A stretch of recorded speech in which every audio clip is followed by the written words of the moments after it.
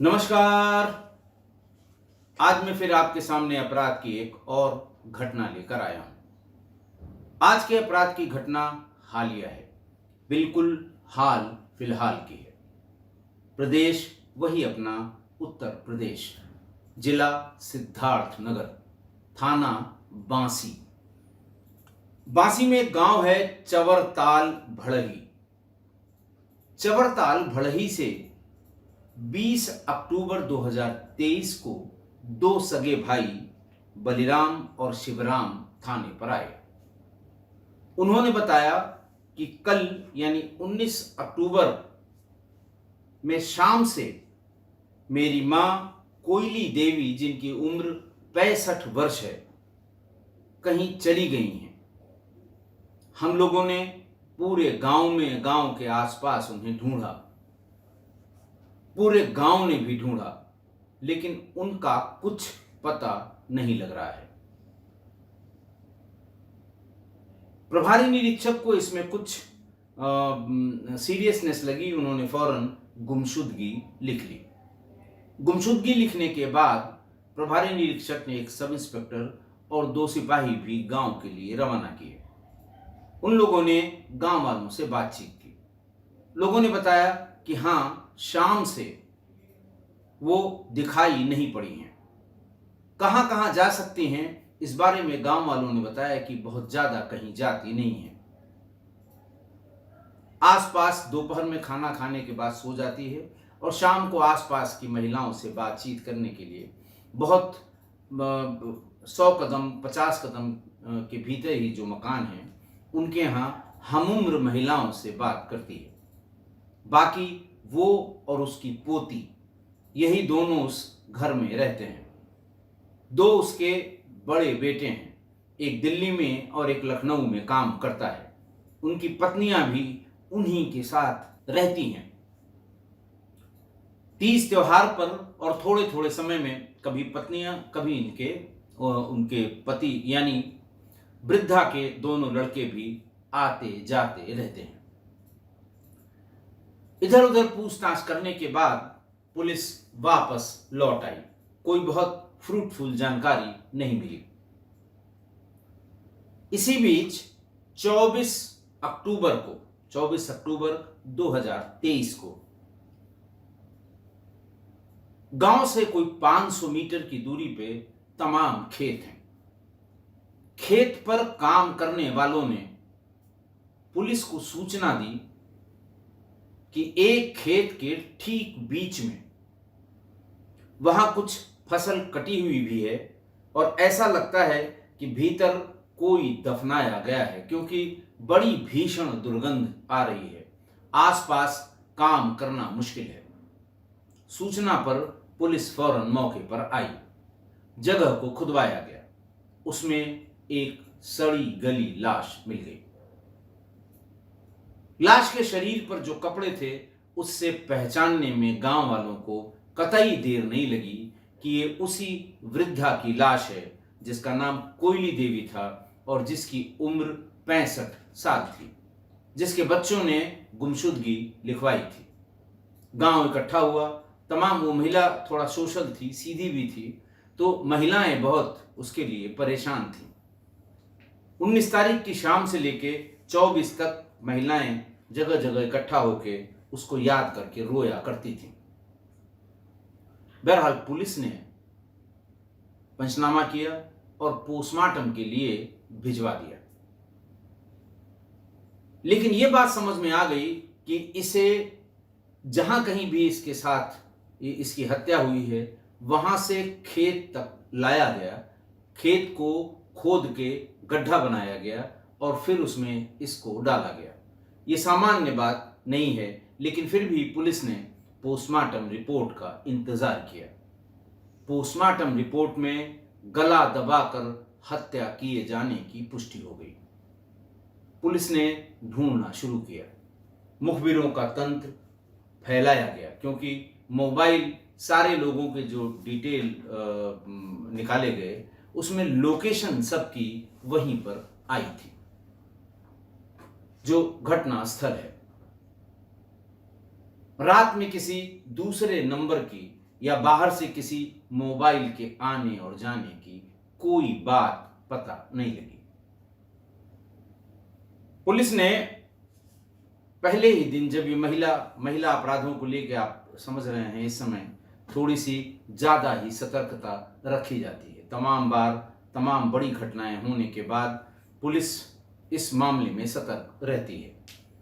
जैसे ही गुमशुदगी लिखवाई गई थी 20 तारीख को शाम की बात है, 21 तारीख की शाम तक पोस्टर और जो इश्तहार थे वो जगह जगह चस्पा किए गए और डेड बॉडी की वो फोटो व्हाट्सएप ग्रुप्स पे, जो पुलिस के ग्रुप हैं, एसओ के अलग, डीएसपी के अलग और बाकी जो पुलिस मित्रों के एक अलग सोशल मीडिया ग्रुप्स बनाए गए हैं, उन सब पर भेजी गई। और जब ये सूचना आ गई कि इस तरह से ये लाश उसकी मिल गई है, गुमशुदा की, पुलिस ने एक्टिविटी बढ़ाई। मुखबिरों ने 25 तारीख को आकर ये बताया कि साहब, इस लड़की की उम्र वैसे तो 13 साल ही है, लेकिन गांव के ही एक नाबालिग लड़के से ही इसके प्रेम संबंध की चर्चा लड़कों के बीच में है। देखिए, घर वाले भले ध्यान न दें, लेकिन हम उम्र लड़के लड़कियों की निगाह बस एक ही बात पर रहती है, आप समझ सकते होंगे। तो कहीं बच्चों के बीच में ये बात आई कि इसके संबंध फला लड़के से हैं।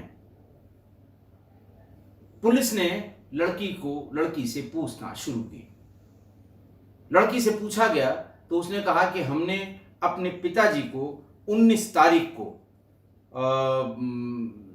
फोन किया था कि दादी कहीं चली गई हैं, मैं बहुत देर से ढूंढ रही हूं, लेकिन उनका पता नहीं लग रहा है।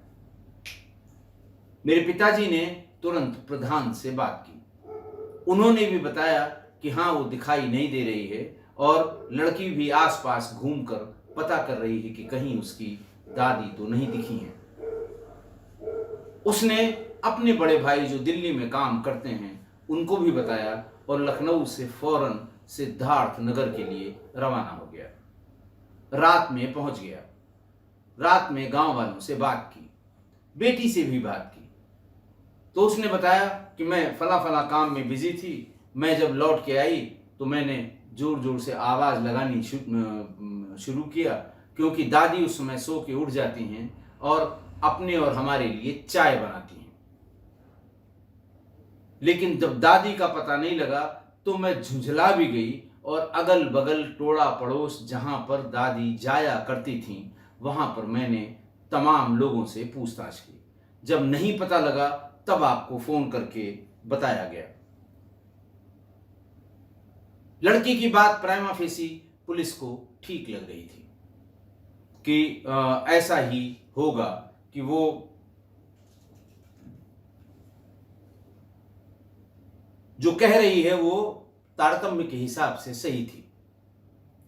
बेटे ने बताया कि हम और मेरे भाई दोनों ही सुबह शाम अपनी मां से बात करते हैं। कल सुबह मेरी बात हुई थी, शाम को मेरी बात नहीं हो पाई थी। सुबह जब बात हुई थी तो वो बिल्कुल ठीक ठाक थी, किसी तरह का कोई तनाव और किसी तरह की कोई अस्वस्थता या किसी तरह की किसी से कोई मन मुटाव की बात मां ने नहीं बताई थी। हम लोगों का मां से लगाव इसलिए भी था कि अभी 2 साल पहले ही मेरे पिताजी का देहांत हुआ था, इसलिए हम लोग ज़्यादा ख्याल करते थे। चूँकि हम लोग अपनी अपनी पत्नियों के साथ दिल्ली और लखनऊ में रहते हैं, इसलिए हर हाल में प्रतिदिन सुबह और शाम कोई ज़रूरत, कोई बात, पैसे की ज़रूरत, किसी से कोई बात हुई हो, ये सब उनसे पूछ लेते हैं। और 15-20 दिन में, 1 महीने में हम दोनों में से कोई न कोई गांव जरूर जाता है। माँ के लिए फल, कपड़े, जो छोटी मोटी ज़रूरत की चीज़ें माँ बताती हैं वो हम लोग लेके जाया करते हैं। लड़की ने उनको फ़ोन करके बताया, ये बात उसके पिता ने भी बताई। उसके पिता के बड़े भाई ने भी यही बताया कि मुझे जब ये बताया गया कि अम्मा गायब हो गई हैं तो यही बताया कि लड़की ने गांव से फोन से ये खबर दी थी। इसी बीच जब पुलिस को ये पता लग गया कि इसके फला बच्चे से, फला लड़के से या फला नाबालिग लड़के से प्रेम संबंधों की चर्चा गांव में आम है, पुलिस ने उसे बुला के, चूंकि 13 साल की बच्ची से इस तरह के सवाल जवाब या उस पर इस तरह का शक करना, थोड़ा सा ह्यूमैनिटेरियन ग्राउंड पे पुलिस भी इस पे कम यकीन कर पा रही थी। लेकिन जब बार बार ये बात गांव से मुखबिरों ने भी और सादे के पुलिसकर्मी जो लगाए गए थे उन्होंने भी बताई, तो उससे बुला के इस बाबत पूछा गया। सतर्कता के तौर पे इसके मोबाइल का सीडीआर भी निकाला गया, लेकिन ज्यादातर समय इंटरनेट कॉलिंग ही इसकी पता लगी, जिससे ये नहीं पता लगता था कि किससे इसकी बात होती थी। थोड़ी सी सख्ती से 2 महिला कांस्टेबल्स ने बातचीत की। कौन लड़का है, कैसे है, उसने लड़के का नाम भी बता दिया और अपना जुर्म भी कबूल कर लिया। उसने बताया कि मेरे गांव के ही एक लड़के जो मुझसे 1.5 साल बड़ा है, उससे मेरी बातचीत होती थी। धीरे धीरे ये बात और आगे की बातों में तब्दील होती गई। हम दोनों पहले घर के बाहर चोरी चोरी मिला करते थे। उसके बाद फिर जब मैं उसको मिस्ड कॉल करती थी, यानी जब दादी अच्छी तरह से सो जाती थी, गहरी नींद में सो जाती थी, मैं मिस्ड कॉल करती थी, दरवाज़ा खुला रहता था, वो भीतर आ जाता था और उसके बाद घंटे 2 घंटे बाद वो वापस चला जाता था। 19 तारीख को भी यही बात हुई। जैसे ही दादी सोई, मैंने उनके चारपाई के आसपास उनके हाव भाव को देखकर ये तय कर लिया जब कि अब अच्छी तरह सो गई हैं, मैंने लड़के को मिस्ड कॉल की। दरवाजे की कुंडी मैंने पहले ही खोल दी थी। लड़का भीतर आ गया। हम दोनों लोग एक ही चारपाई पर थे।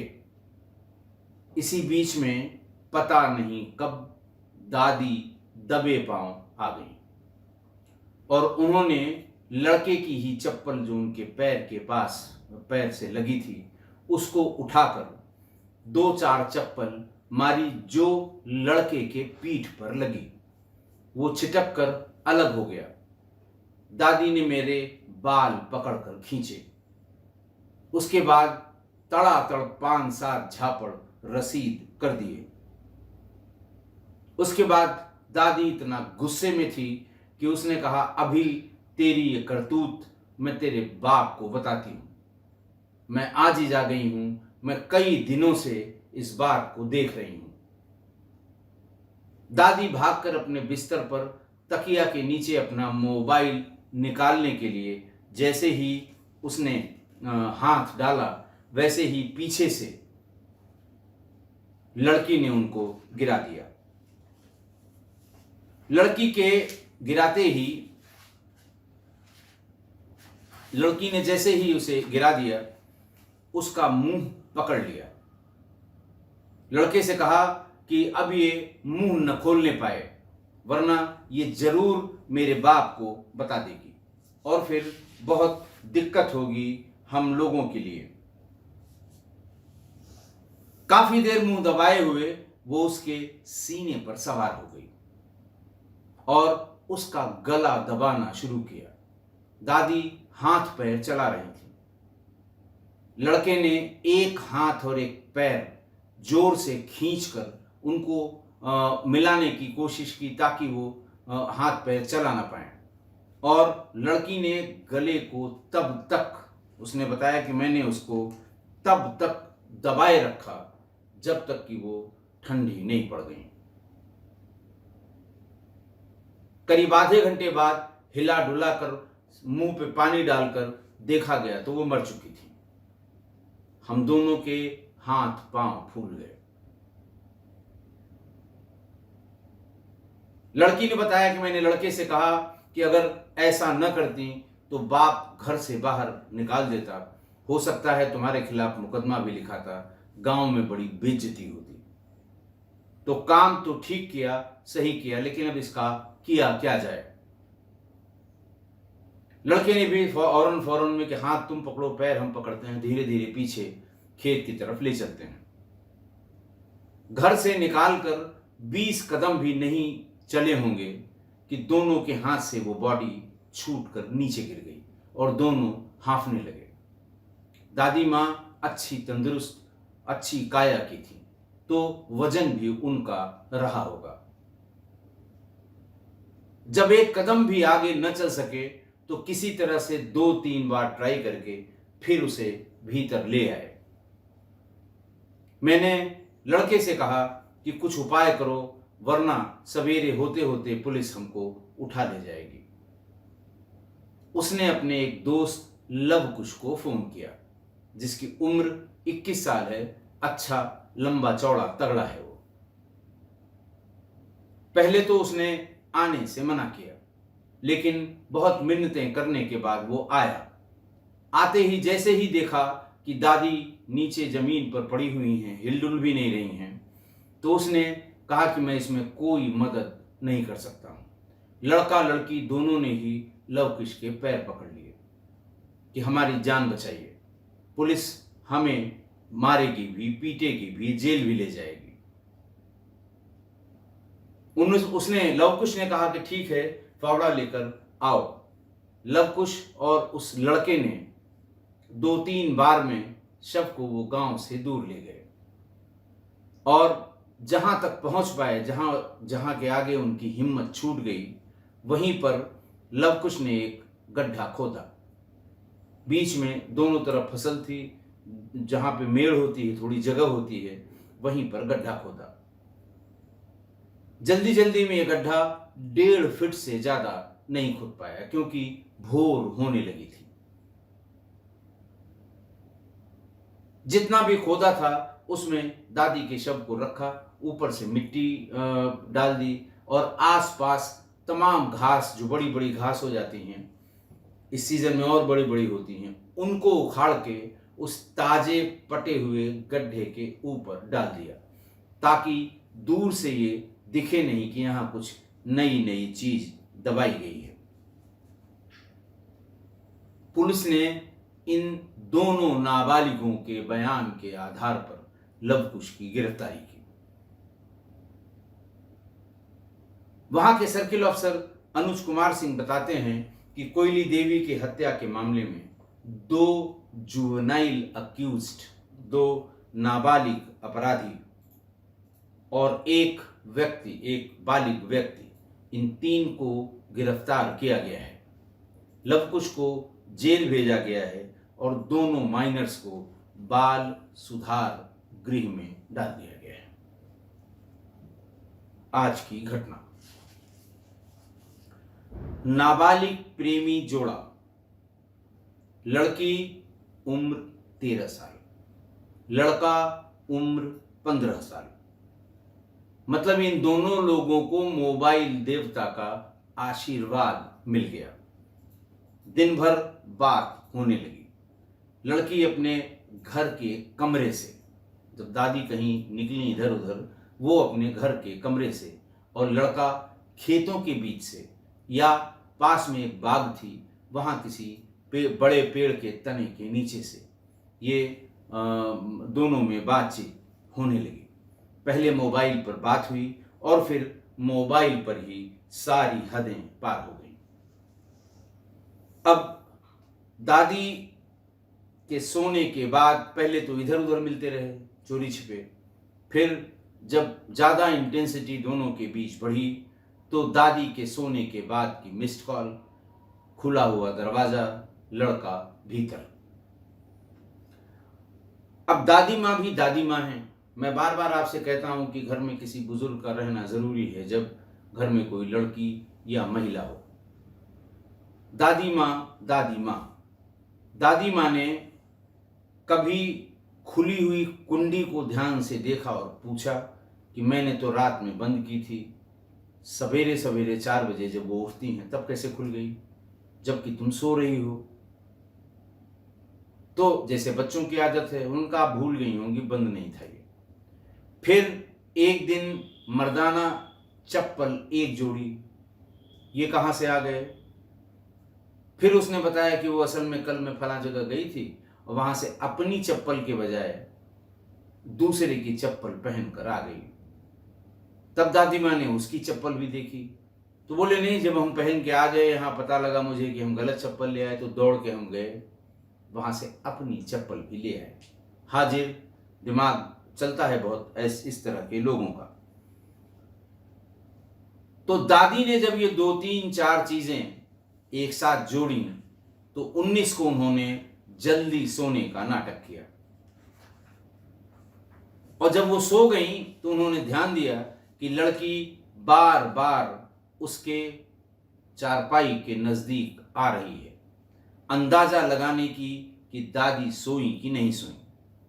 लड़की बहुत जल्दी में थी, उसको जैसे ही लगा नहीं अब ये सो गई, मिस्ड कॉल हुई और वो फौरन हाजिर हो गया। दरवाजा खुला था, भीतर आ गया।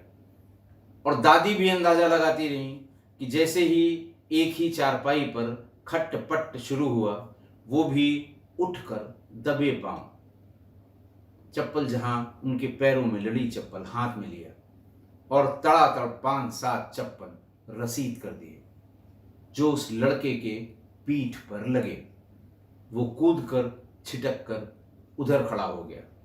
लड़की के बाल खींचे दादी माँ ने और 5 7 थप्पड़ उसको भी रसीद कर दिए। गुस्से में लाल हो गई दादी माँ। मेरे रहते मेरे घर में ही अंधेर कर दी तुमने, अभी तुम्हारे बाप को तुम्हारी ये करतूत बताती हूँ। वहां से तेज कदमों से वो अपनी चारपाई पर तकिए के नीचे मोबाइल निकालने के लिए जैसे ही हाथ बढ़ाया, वैसे ही लड़की ने उन्हें जमीन पर गिरा दिया। गिराकर पहले उनका मुंह जोर से दबाया, अंदाज लगाया कि शायद सांस नहीं आएगी तो मर जाएंगी, लेकिन वो हाथ पैर पटकती रही। फिर लड़की, ध्यान रखिएगा 13 साल की उम्र है उसकी, सीने पर सवार हो गई, गले को दबा दिया। लड़के ने जो हाथ पैर चल रहे थे उनको भी पकड़ के खींच लिया। थोड़ी देर में दादी, इतनी उम्र कितनी देर तक रजिस्ट करती, थोड़ी देर में वो भी बेचारी ठंडी हो गई। दादी के मरते ही दोनों ने पहले हाथ पकड़े, लड़की ने दोनों हाथ और लड़के ने दोनों पैर पकड़े, बाहर निकले कि इसे खेतों पर ले जाते हैं। लेकिन 10 कदम भी नहीं चल पाए कि 10 कदम में ही दादी हाथ से छूट गईं और दोनों ही हाँफने लगे। किसी तरह फिर कई बार में उन्हें उठा उठाकर भीतर ले आए। दोस्त लवकुश को फोन किया, बड़ी मुसीबत में हूं, मदद करो। पहले उसने मना किया, लेकिन फिर आया। दादी की लाश देखते ही फिर वो जाने लगा। दोनों ने उसके पैर पकड़ लिए कि हम मारे जाएंगे। बहरहाल लवकुश जवान था, हट्टा कट्टा था, बालिग था, 21 22 साल उम्र थी। उसने दादी को उठाया, थोड़ा सा सहारा लड़के से भी लिया और उसे वो जिस झाड़ी झंखाड़ी में करीब 1 किलोमीटर दूर ले जाने के लिए चला, तो 500 मीटर में ही उसका भी दम फूल गया। उसने कहा अब इससे आगे नहीं जा पाएंगे, यहीं पर तुम भी खोदो हम भी खोदते हैं। दोनों ने वहीं गड्ढा खोदा, दादी को उसमें, लाश को उसके भीतर रखा, ऊपर से मिट्टी डाल दी। 2 3 दिन में खेतों पर काम करने वाले किसान दुर्गंध से परेशान हो गए।